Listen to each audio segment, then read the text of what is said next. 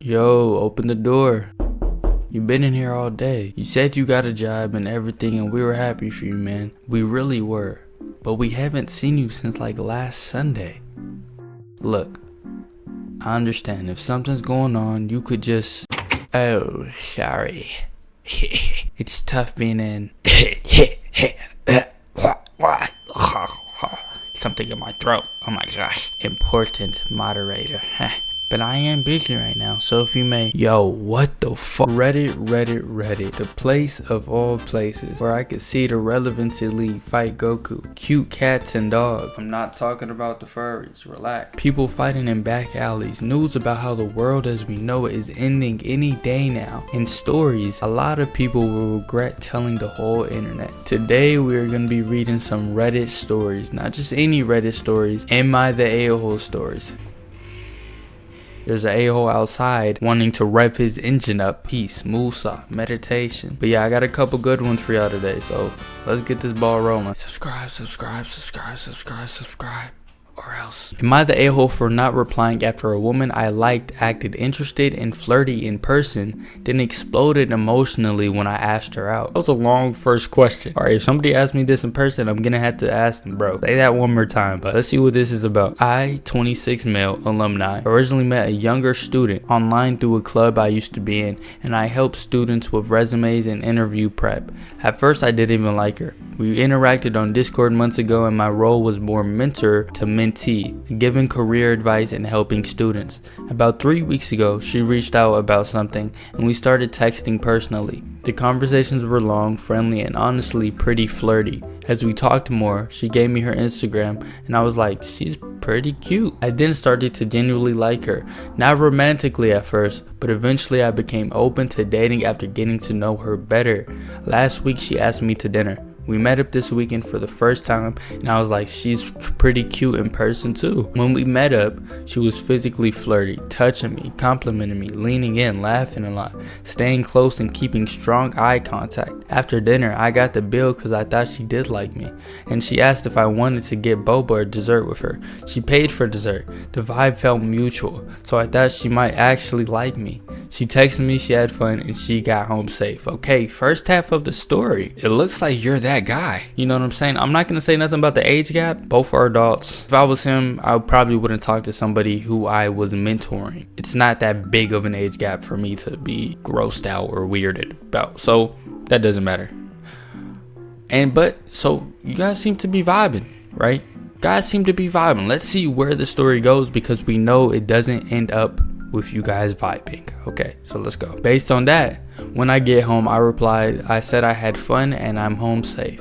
Then I asked if she wanted to go on a real date sometimes. My tree. That's when everything suddenly flipped. Okay, what do you mean as a real date? Was that not a real date? She sent a long emotional message saying she wasn't open to dating, that she had higher standards than me, that I misunderstood her, and that she only needed support from a friend, and that it hurts that she ended up going out with a male instead of making a friend, which she struggles with. She also said I was wrong for thinking she liked me, that maybe she may have led me on, and criticized my personality, even though she was the one being flirty in person, and she said she didn't know why I was interested in her. I feel like I don't have to explain why I'm interested in a woman. I replied once politely, hey, that's a bummer, no worries. I appreciate the honesty. After taking some time to think about it, I realized I can't do a friendship. Best of luck out there. Great response. Oh my gosh. Great response. I'm gonna tackle this larger sentence later on, but that response alone, okay dokie. After that, I stopped replying because I saw she then deleted me on Instagram and LinkedIn. About 17 hours later, she sent another message accusing me of being selfish and not empathetic for not replying to her rant sooner.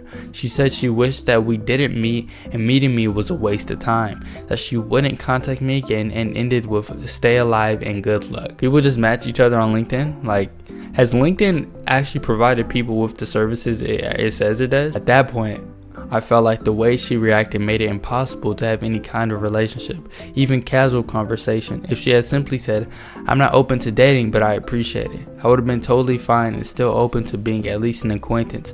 But the emotional rant, plus calling me selfish, plus saying the meeting was a waste of time, plus deleting me everywhere, made the whole thing feel irreversible. Now I'm not open to reconnecting with her at all, even if she changed her mind. The emotional volatility was too much.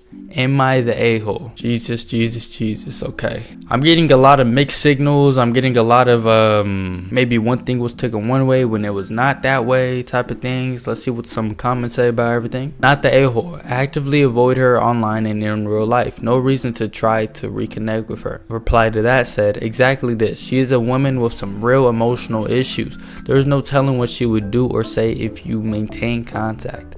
Block her and avoid her for your own safety. Someone else said to that, there's a difference between "I'm not interested, I think I may have given the wrong signals, sorry for the confusion," and a long message criticizing your personality, questioning why you even be interested in her, and following up 17 hours later to call you selfish for not responding to the rant fast enough. The first is a reasonable correction. The second is an emotional unloading that you had no obligation to absorb or engage with. The OP said to all that. She actually did say that initially, then went into the rant.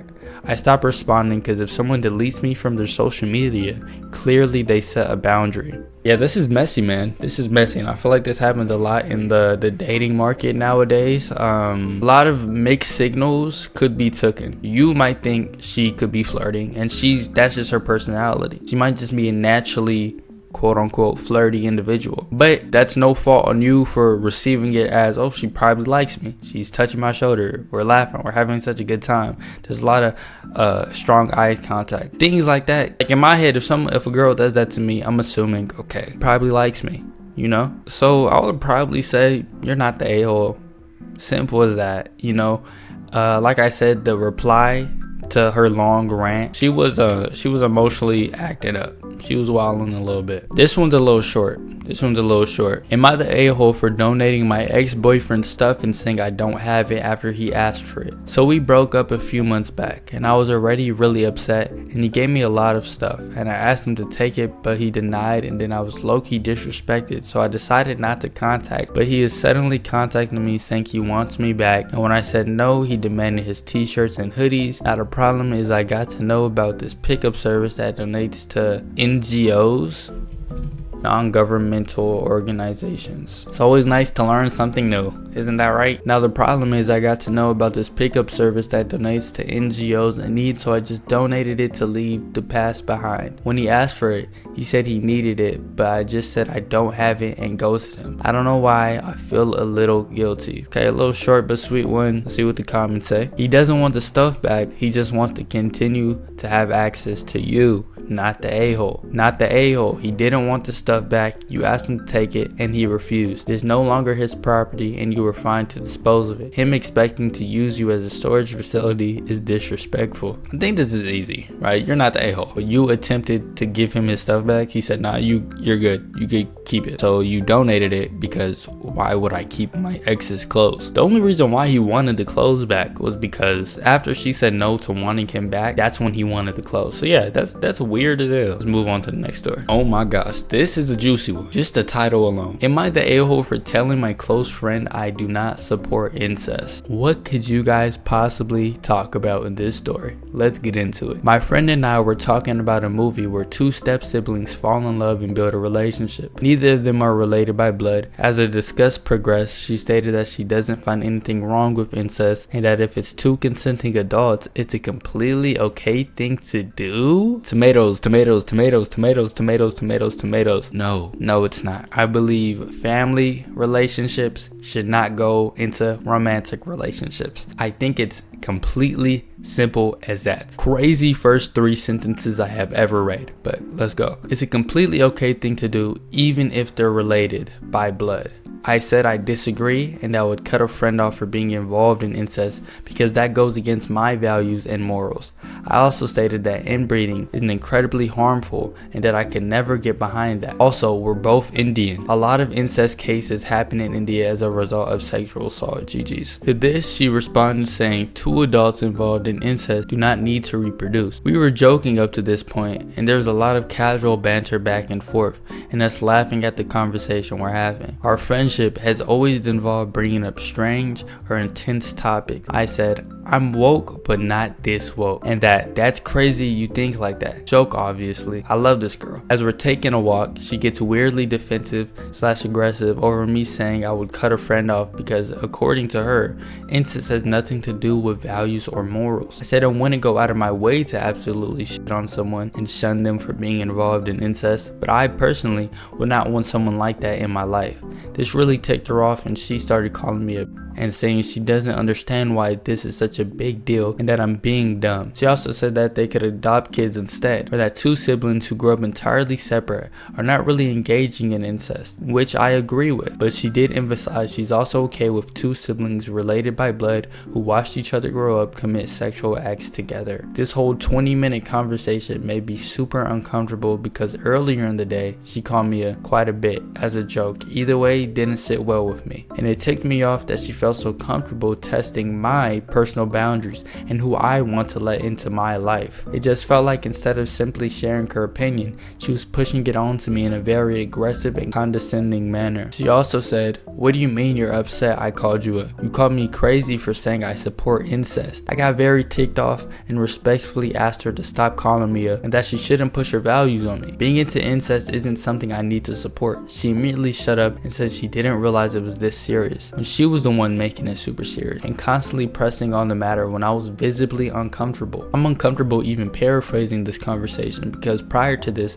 we were having a great time and it just ended up on such a bad note. She brought this conversation up out of nowhere and it just ruined the whole night. I also have an older brother and this whole conversation just made things so weird for me. For context, she's a psych major with a sociology minor at uni. Am I the a-hole for getting upset at this and at her? There's an edit saying, a lot of people in the comments think I'm saying step siblings is incest. My friend isn't talking about that. I also don't think that there's anything particularly wrong with that. However, she said she fully supports incest between 2 individuals related by blood and / or grew up together. Oh my gosh, this was a ride. I just thought about 2 Indians in an Indian accent going back and forth. Was that racist of me? Just a little bit. My bad. Ball up top. But what a weird conversation to have.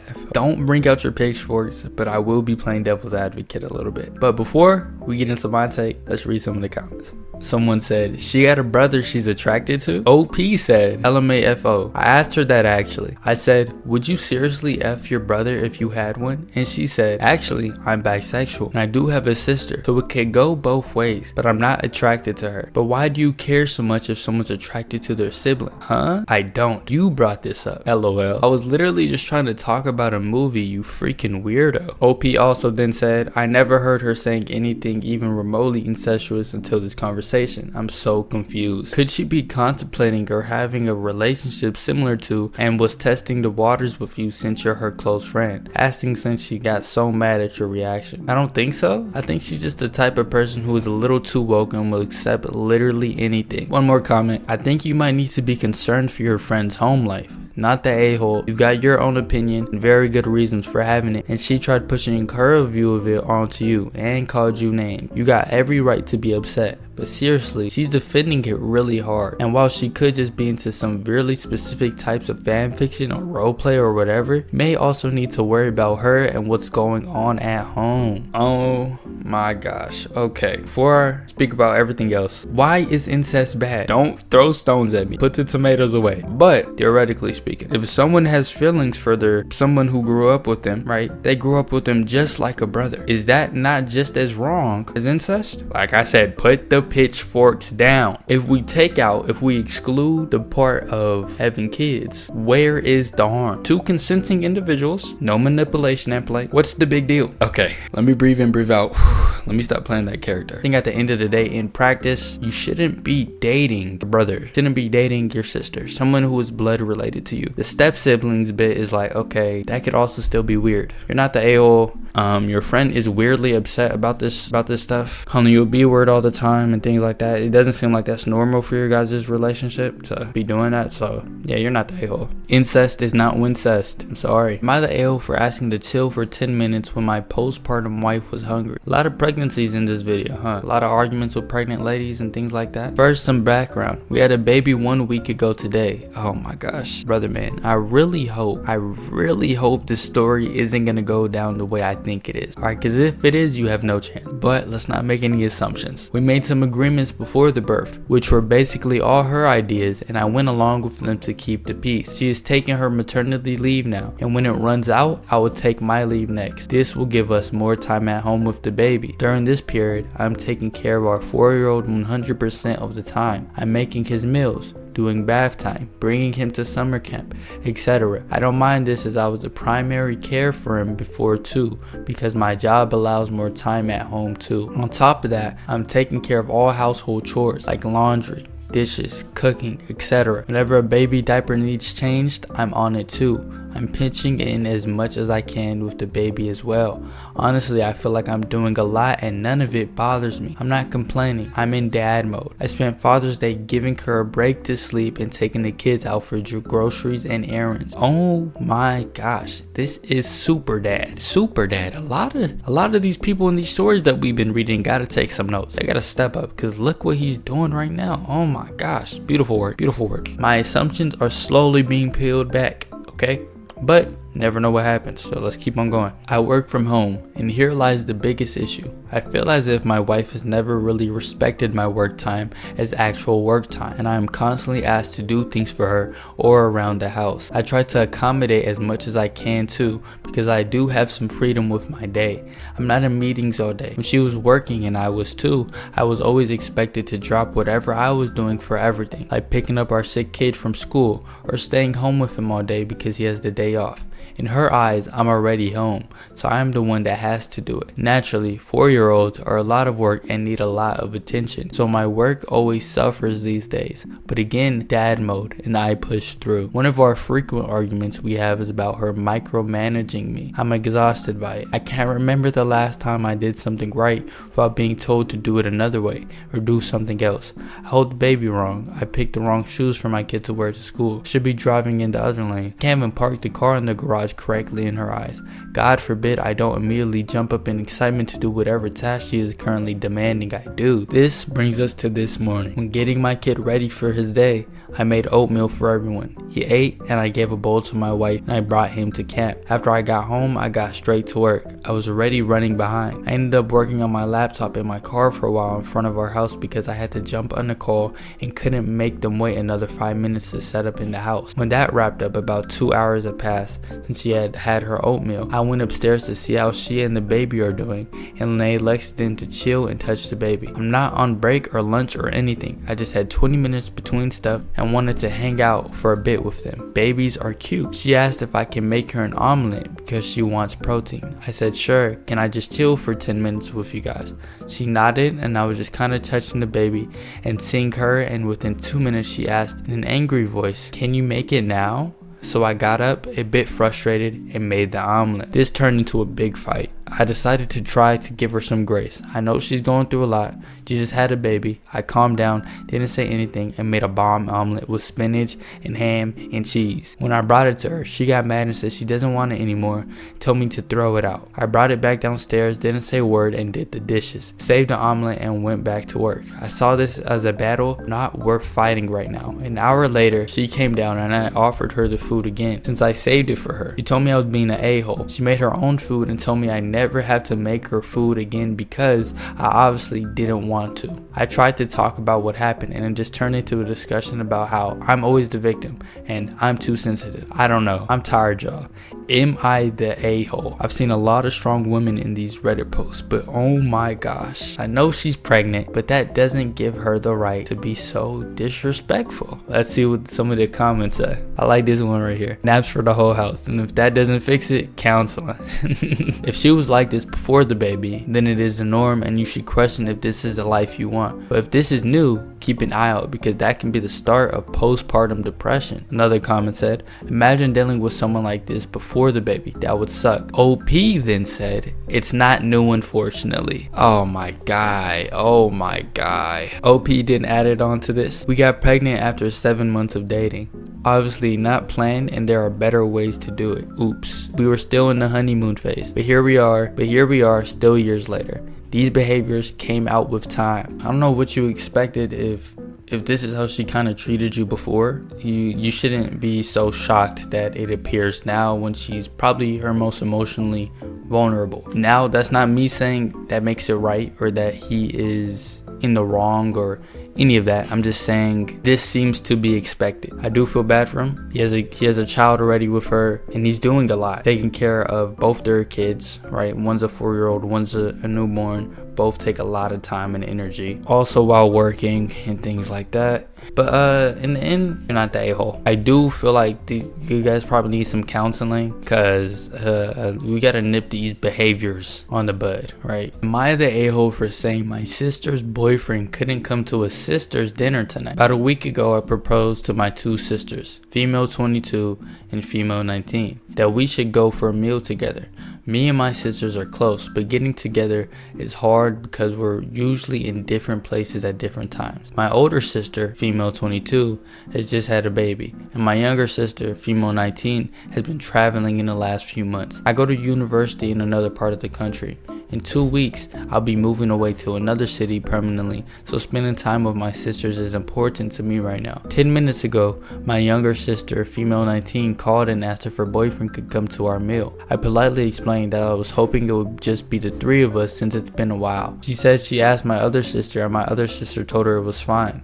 The reason she wants them to come is because she hasn't seen them in 4 days. She also mentioned that even though I booked the table for 3, we'll be seated at a table for 4. I told her why having a sister time means a great deal to me right now and how it would be difficult getting the 3 of us together again anytime soon. She said she felt like he was being excluded as the last time we got together he was the only one not there. I reminded her that the time before that her boyfriend was there, but my other sister boyfriend wasn't. She very quickly left the phone call after that. After the phone call, I put a message on her sister's group chat disclosing that I wasn't intending to exclude anyone and apologizing if it came across that way. She saw the message and didn't respond. I feel a little bit selfish, but I know she'll get to see her partner after the meal anyways as they live together.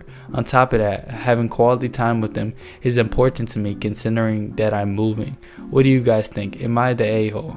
Oh my gosh, are we serious right now? Let's get into these comments. I mean, a sister's dinner means exactly that. She and her boyfriend should understand that, especially given you're moving soon, not the a-hole. But why would the boyfriend want to go to a sister's dinner? That, oh my god, perfectly. Because if my girlfriend is going out with her friends or with her mom, I don't want to be involved with her personal time with when it seems like the event or the grouping is just about her and these other people who are connected with her, who are special to her. As a fellow boyfriend, why would you even want to do that? It's selfish to invite someone else to a dinner that was clearly just for 3 specific people. You want a sister's dinner. You are completely justified to expect one meal with just your sisters on occasion, especially when you are moving. Obviously not the a-hole. Yeah, this is simple. Like, girl, you live with him. You've been traveling. You're gonna see him after the dinner. You're gonna see him before the dinner. You're gonna see him. And I get you want to include your partner because it's the best of both worlds, having your partner and having the people who have always been close with you to do something together. But when it's specifically just your family, then it should just be your family. So I'm gonna say you're not the a-hole. All right, last story of today. Seems like a little bit of a juicy one. Am I the a-hole for planting bad things for my mom to hide while snooping in my room and admitting it years later? I, 22 female, grew up in an extremely religious household. My family was Mormon, and I knew from a very young age that I was not. Mormons. I had a cool conversation with this pair of Mormons one time. They gave me their Bible and everything. I have it right now. If I could put up a picture, I will. But that religion is crazy to me. It really is. That's for another conversation.